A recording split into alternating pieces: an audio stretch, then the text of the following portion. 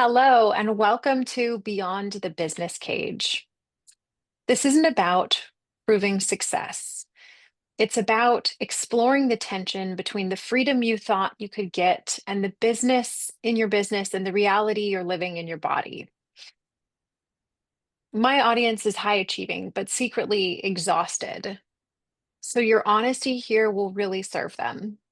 I'm Michelle Markman, founder of ND Coach Inc. And today we have our guest, Melissa Minchala, with us, and I'll hand it over to you to introduce yourself.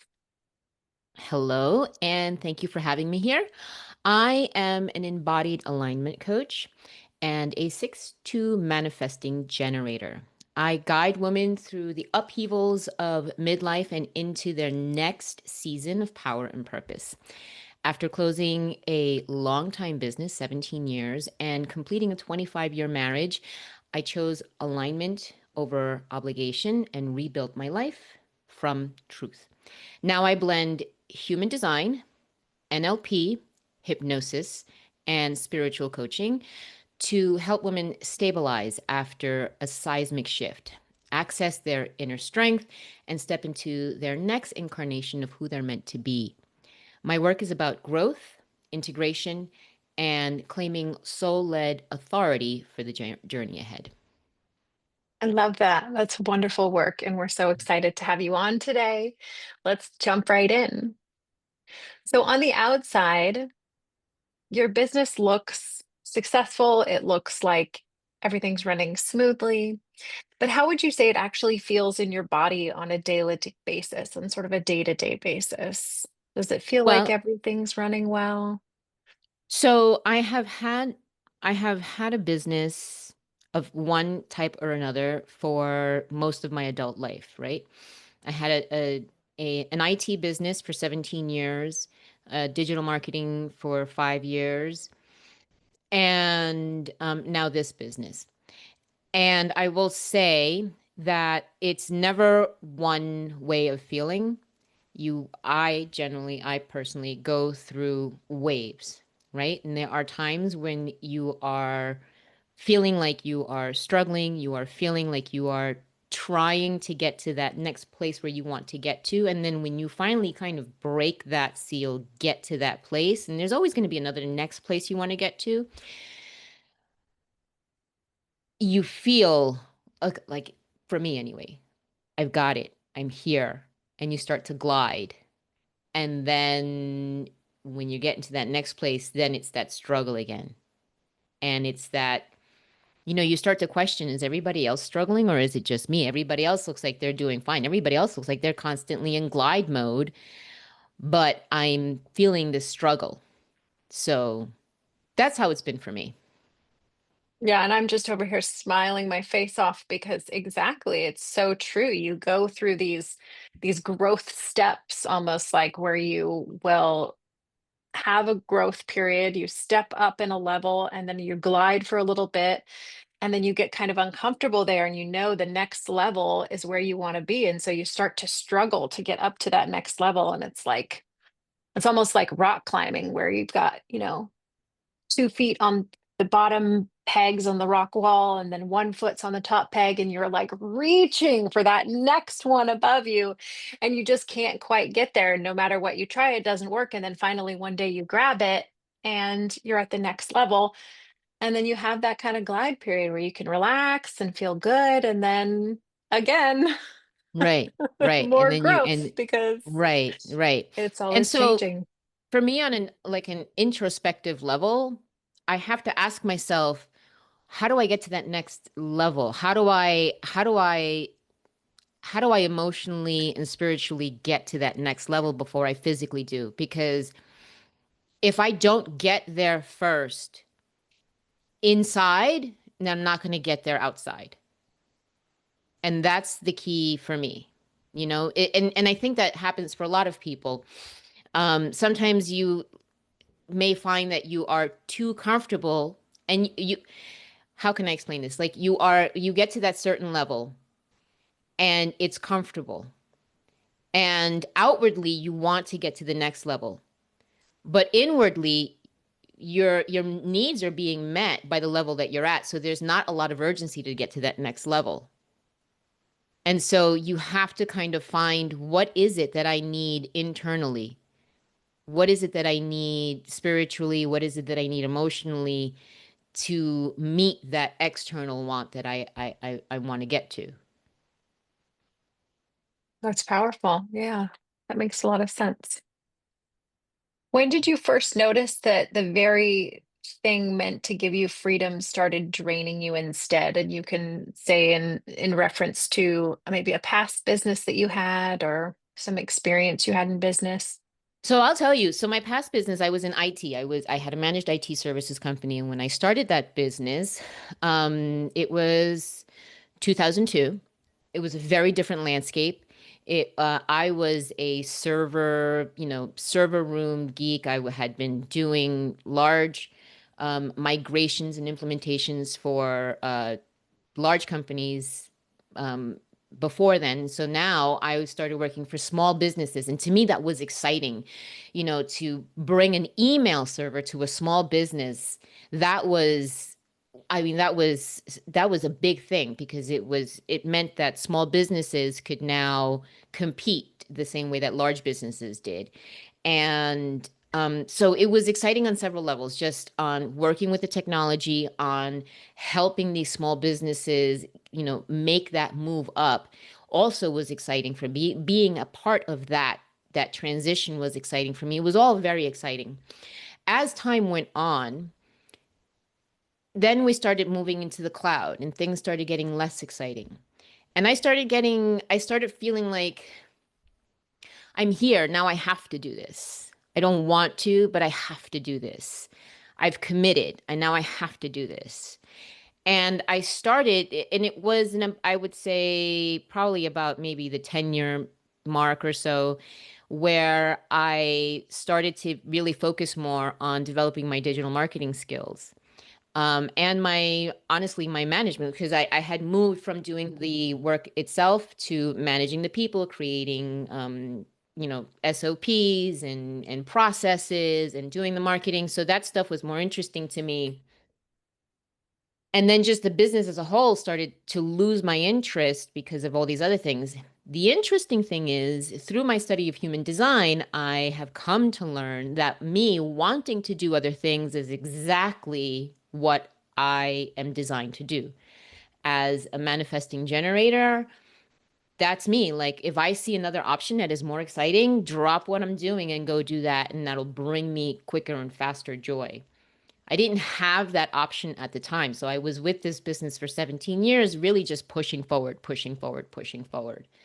Mhm. Um, had I known then what I know now and had given myself um, more of a blessing, an internal blessing to just follow my natural gut and follow that in a way that made me happier more easily, I probably honestly would have been more successful. How interesting to have that in hindsight, because you hear so frequently people say, niche down, stay in your niche, stay focused.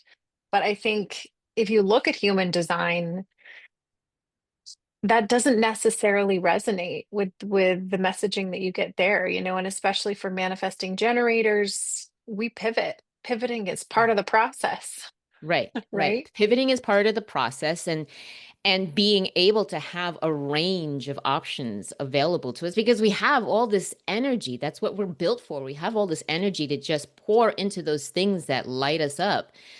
Um, and so we're here for the variety, the spice of life. We're here Mhm. to create all that energy.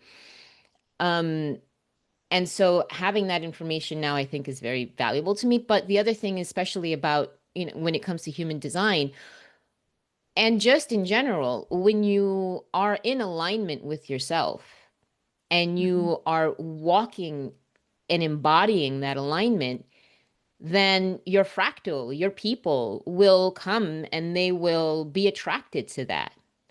And so it's not really a matter of niching down, but is of being who you are your niche, right? And Mhm. when you start to kind of live in that truth, then your niche will come to you. I love that. It's a great way of looking at it.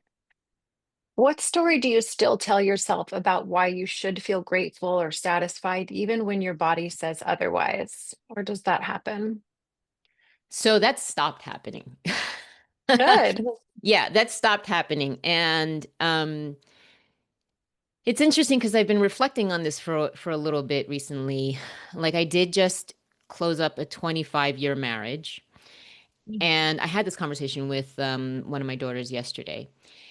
And it was a marriage that for a long time should not have continued, right?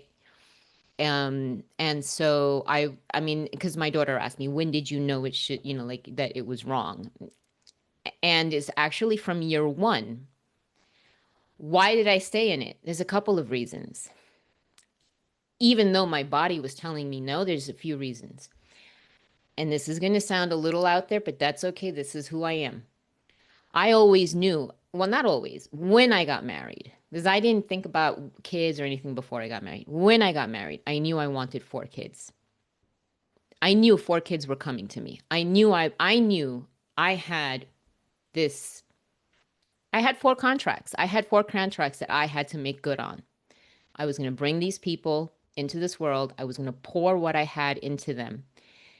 And I had an obligation to these people that I wanted to meet. That was number one. Um, Number two, I am just an inherently very strong person. I have a strong personality. I don't um, I don't let people walk all over me. And so for much of those 25 years, I used that strength almost to a level of abuse. I I did not realize that because I had the strength did not mean I had to be constantly using it. That should have signaled to me the constant use of the strength. When I mean strength is I would not take any kind of verbal abuse or but I was constantly fending it off. I was constantly fending off emotional abuse. I was constantly fending off all kinds of, you know, being treated poorly. And the story I was telling myself was, I'm strong. I can handle this. The story I should have told myself was, I'm strong. I can handle this, but I don't need to. On the other hand, I did have my commitments to meet with these 4 contracts, and they did that. And so I have no regrets whatsoever. Wow, such a powerful story. And I got chills when you were telling it because I've always had this desire to have 3 kids. So I almost feel like I have 3 contracts out there. And I too knew in year one that it wasn't going to work. I'm also divorced, and I think that, your body knows sometimes things that your brain just will not accept. And when we can lean into our gut feelings and listening to our body, we're going to be led on the path that we're meant to walk and not the path that we've chosen because we think we should walk it. And I think Mm-hmm. that's powerful. Mm-hmm. One of the part of my human design is I have inner vision, right? And so inner vision is the ability to see, you know, to literally see things as before they get here. It's not really psychic. It's just something that I can see in the future, um, and those things will happen. And it's happened, and I've had that through my life. Like when the first time I can remember it happening was when I was about 6, 7 years old, where I grew up in an abusive household. My father was physically abusive, and so I always had this desire and this knowledge that I was going to move out, and I had this inner vision of living in an apartment with a floor to ceiling window and opening the drapes and all of that. And lo and behold, when I was 22 years old, I had that apartment in that place where I finally felt like I'm free of this. The last inner vision I had for most of that marriage that I was in, my inner vision was of a love where I felt enveloped, a love where I felt accepted and like I did not I did not have to have that strength always activated. I could be soft. And that inner vision came true for me as well. So it's one of those things that I now understand that I have to pay very close attention to what my inner visions are and to really work on developing them so that I have that thing to work for in the future. Yeah, absolutely. So powerful. Would you say there's a specific part of your business which tends to set off your nervous system most, like sales or visibility, client delivery, or something else? Um, Let me see.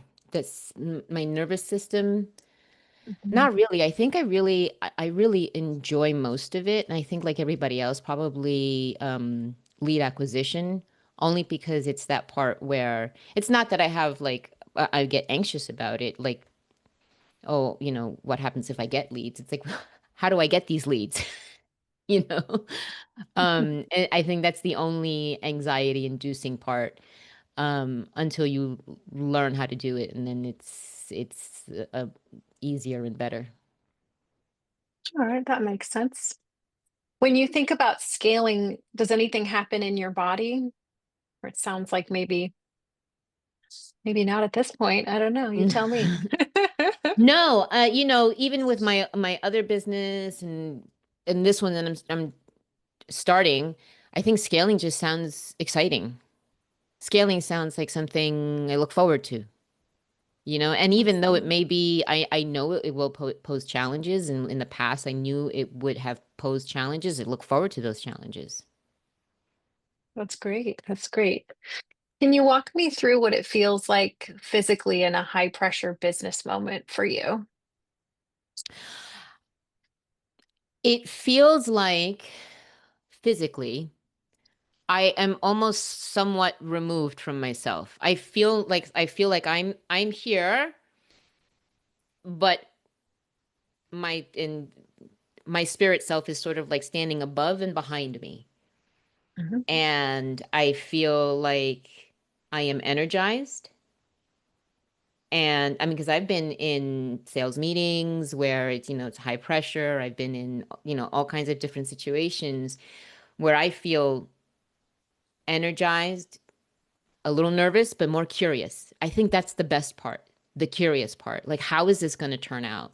I'm going to do this. And a lot of times I don't know. I really don't know what I'm doing. I'm winging it. We're all winging it. That's the other part I got to remember. We're all winging it. No one knows what they're doing. We're all winging it. I'm curious to see how this turns out. I'm going to do my best and I'm curious to see how this turns out.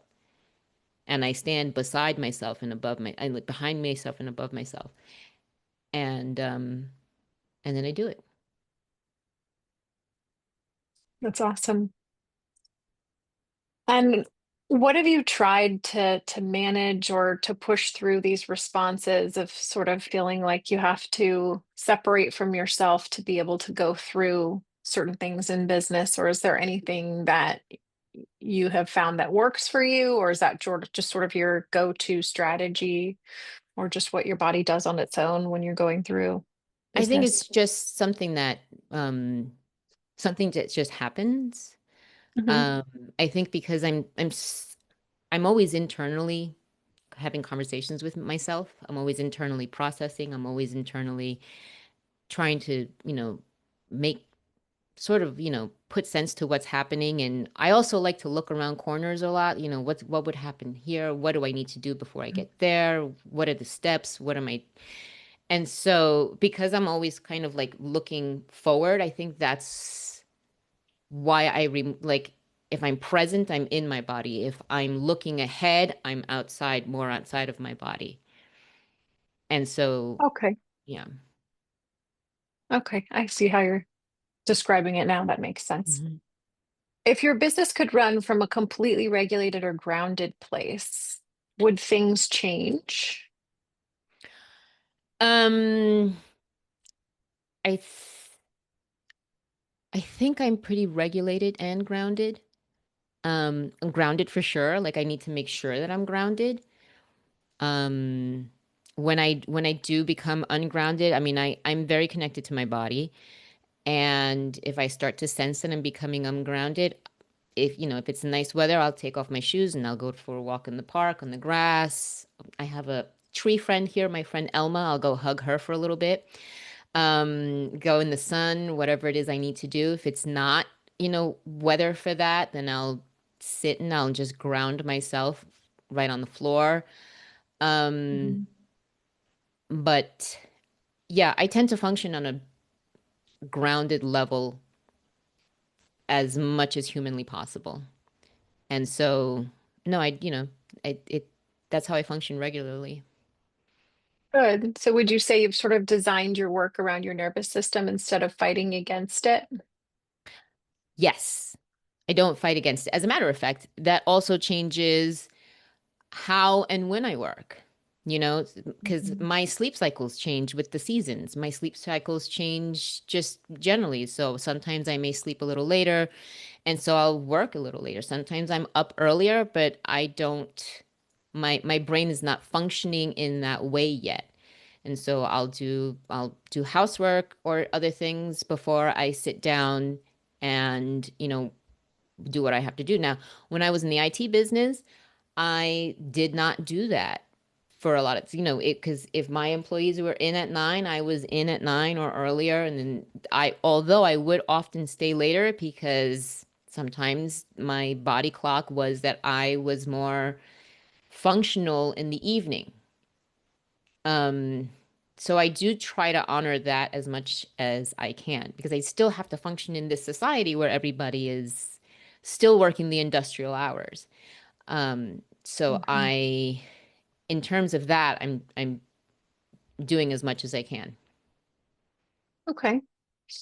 When you strip away what you think success should mean, what does success actually mean to you? What does it look like to be successful for Melissa?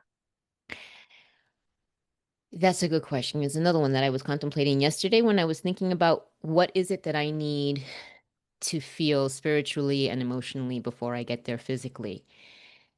And I've found that it does not necessarily mean anything about what's in my bank account or anything like that.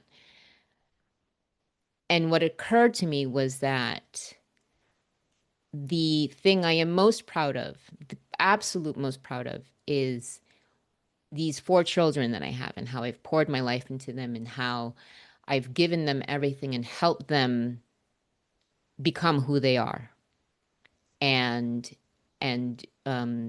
step into their own. I'm not having any more children, but if I can help other people do that, if I can help now usher people into their new season of life and becoming their own and help unleash all this, new energy into the world, that would be amazing for me. I love That's that. what I want. I think that's a wonderful goal. Mhm. How do you imagine your business and your personal life would shift if you no longer felt trapped in the grind, or do you feel trapped in a grind? Do you feel like you've already overcome that? I don't feel I'm trapped in the grind. Um, I'm trying to avoid the grind, right? So there's a lot of conversations I have with myself about what is the grind and do I need to participate in the grind? And our world is shifting as a whole. And I think we are all moving away from this industrial age notion of grinding, right? I Mhm. forgot what country it is, the Netherlands, I think. Somewhere they've already passed the 4-day week. Um, Mhm. and so we are sort of starting to move towards a more, like a holistic way of living, perhaps. Um, but yeah, I'm trying to avoid the grind. And so as much as possible. and live a more I guess goal oriented life, but that Mhm. goal being who can I help? Who can I s- offer my hand to that I can help bring forth? Did you ever find that you went through a period in one of your previous businesses where you were really grinding and maybe went through a burnout or just realized it wasn't sustainable at some point? I think the digital marketing one Mhm. for sure. And there was because I was doing that during the pandemic. And Mm. during the pandemic, when everybody was on lockdown, it was, I mean, everybody had a course, including me. Everybody had, groups, including me.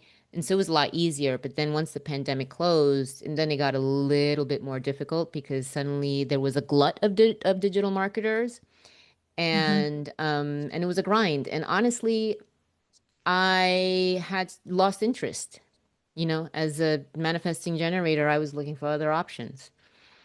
Mhm. And so yeah, that was unsustainable. And hence, because I was not in alignment, my energy was just off. And so not a lot came out of that.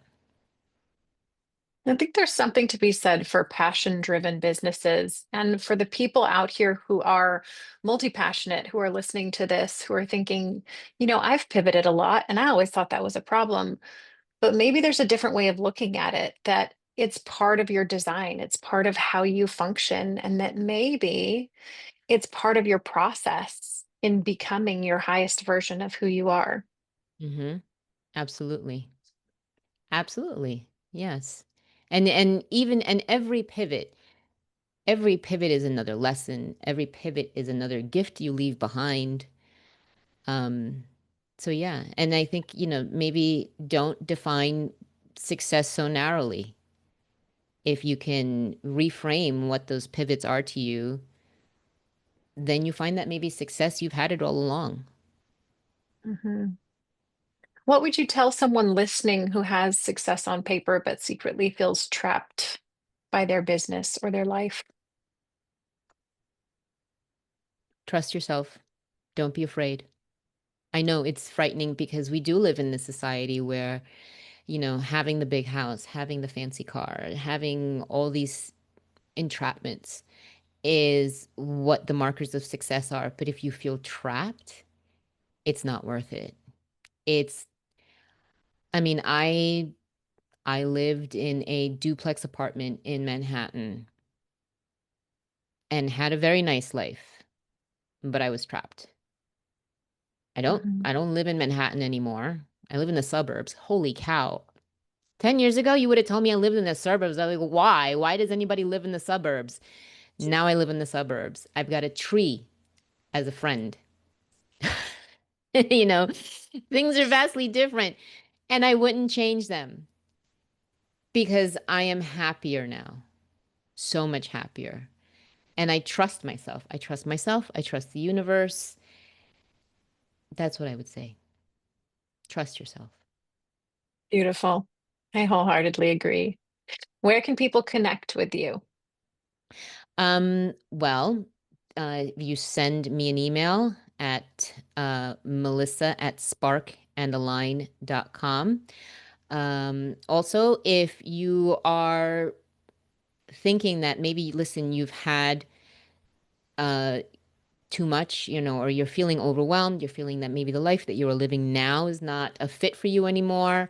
I do have a Power and Purpose Soul Spark session. It's free where we can take a look at what you're doing, what your design is, and what the best steps forward are. And we can do that together. Just send me an email, melissa@sparkandalign.com. Wonderful. And that is a wonderful session. I have done one and I do recommend it. So thank you so much for being open and real with us today. If you're listening and recognize yourself in this conversation, the success, the exhaustion, the disconnect, this is exactly why I created Momentum Reset. It's a 90-minute strategic recalibration with 2 weeks of high touch follow up support. It's for entrepreneurs who want to stop pushing against their nervous system and start redesigning their business in alignment with it. It's 497 and it includes follow-up support for 2 weeks.